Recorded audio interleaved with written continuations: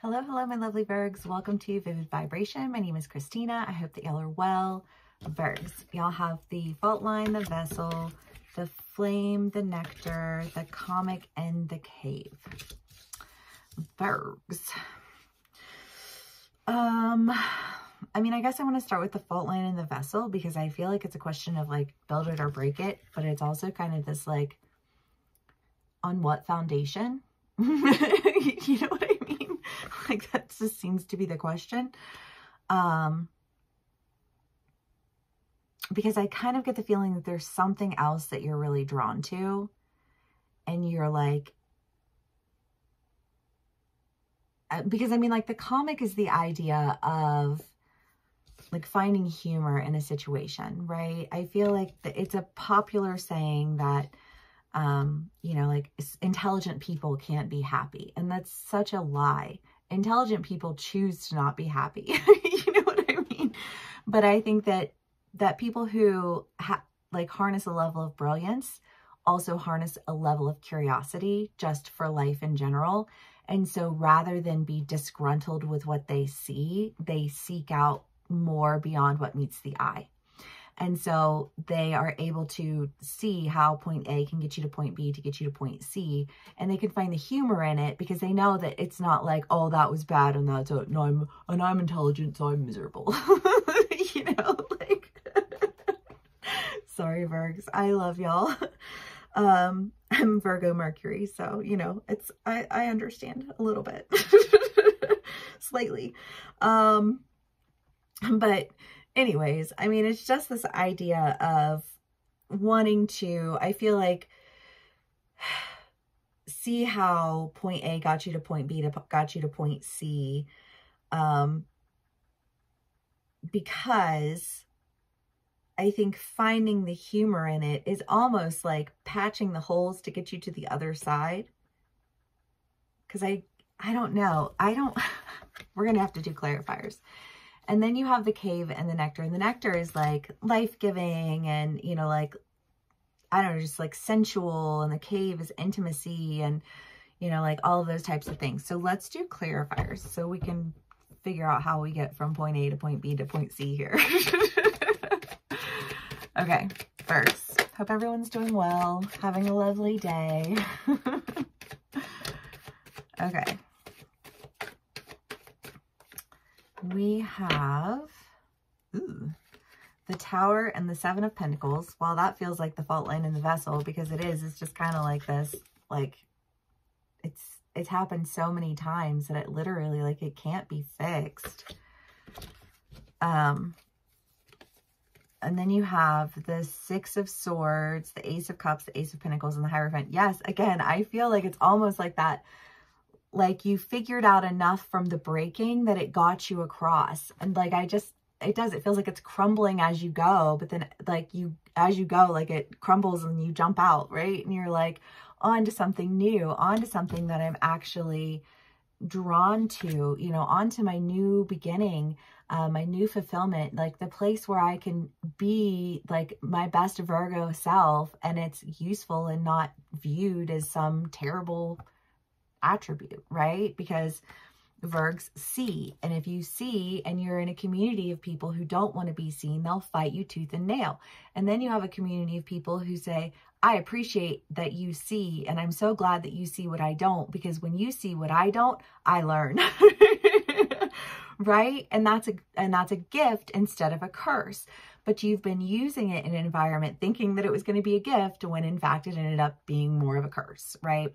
So we are moving on from that. Whatever was broken is broken, and we are making it to the other side, but almost with this sense of like, I know that was not a graceful entrance, but I am so glad that I got in. That's what that feels like. Okay, Virgs. Whoops. Five of Swords, King of Cups, Five of Cups, Eight of Cups, King of Cups, Page of Cups.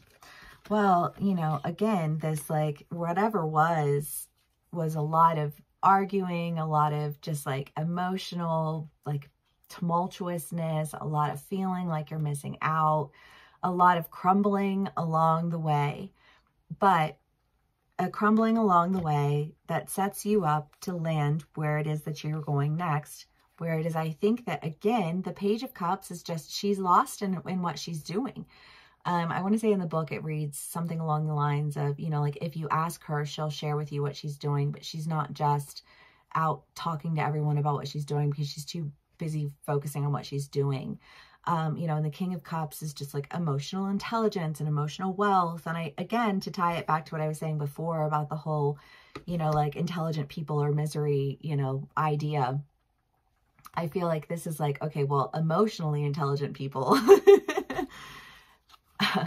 come with a lot more knowledge, you know, like a lot more sight, a lot more of like a preparedness.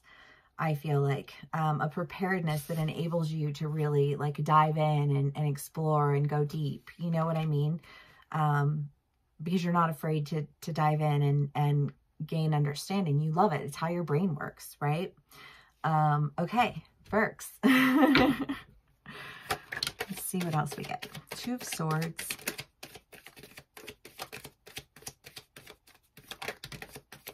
I kind of get this feeling of like really needing, like feeling like you're jumping ship.